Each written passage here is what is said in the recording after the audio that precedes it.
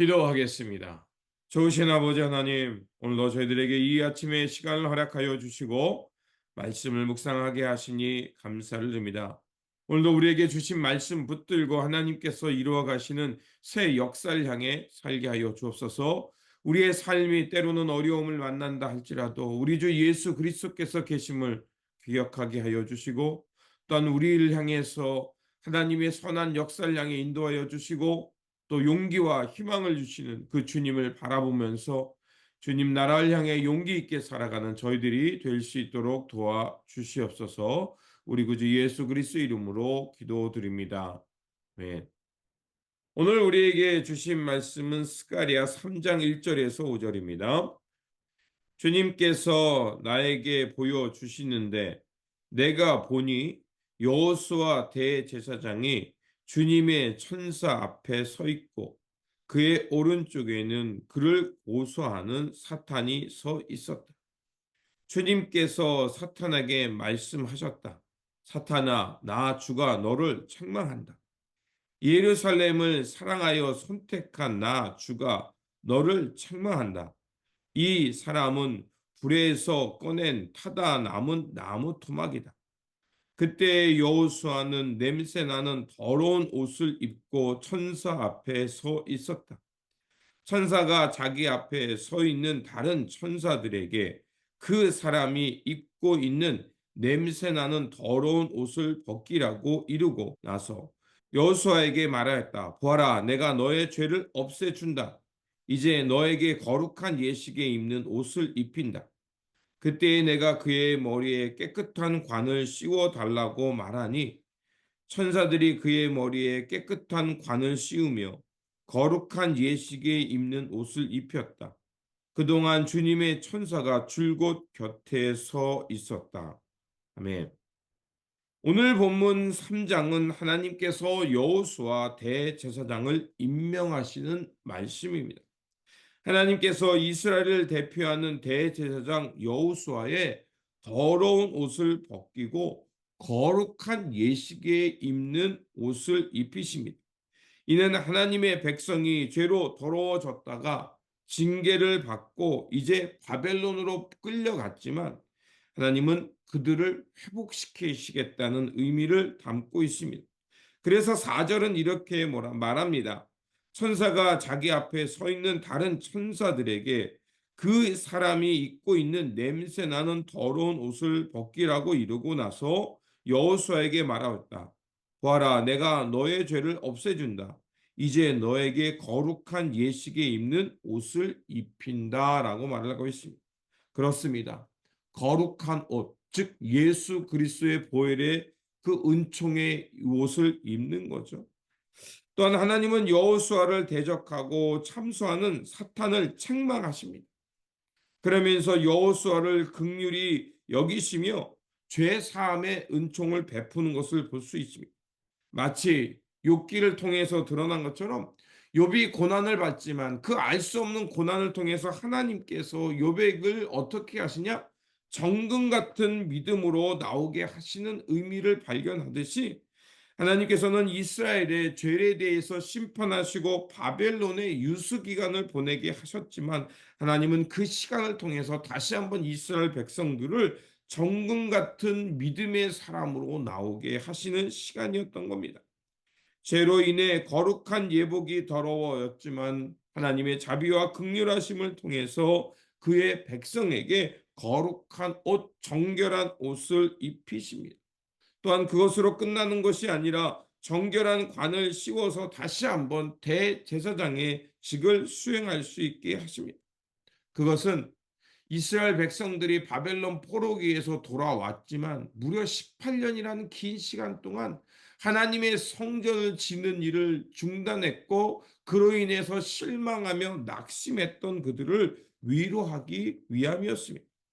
하나님께서는 당신의 종을 기억하여 주시고 그들을 거룩한 예복을 입히실 뿐만 아니라 그들을 거룩함을 행할 수 있는 그 삶으로 회복해 주시는 것입니다.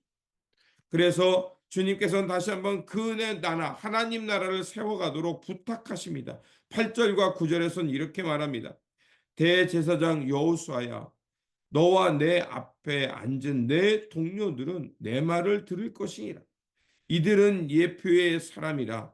내가 내 종 순을 나게 하리라.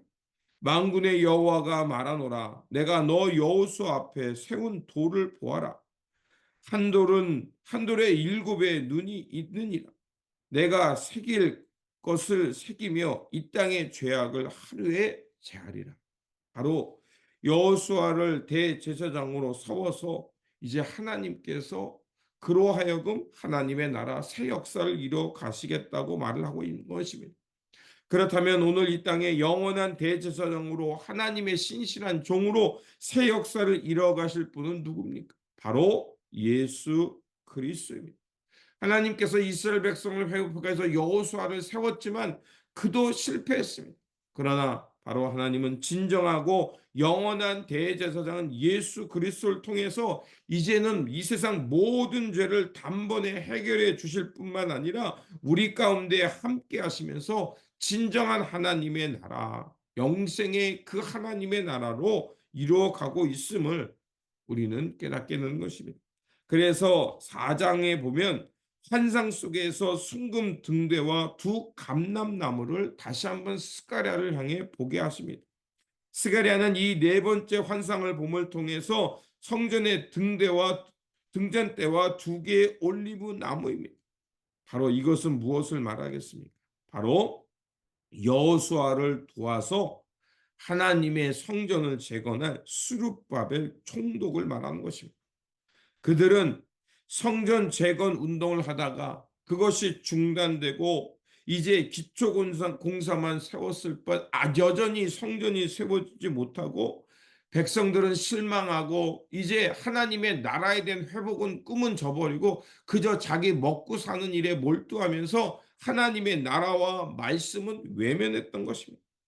그런데 하나님은 이 환상을 통해서 어떤 방해와 장애물도 그들을 막을 수 없으며 하나님이 그들과 함께 하심으로 마침내 하나님의 성전을 회복할 것임을 확증해 주고 있는 것입니다.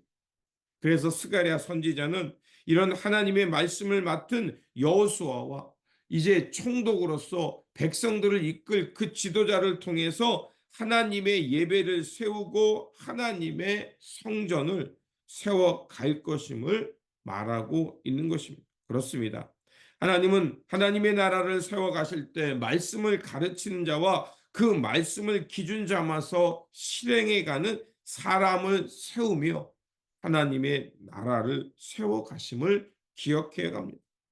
그래서 예수님께서 사역을 하실 때 주님께서 하나님 나라의 부르심을 알고 그것에 충성하면서 제일 먼저 하셨던 것은 제자를 세우셨고요.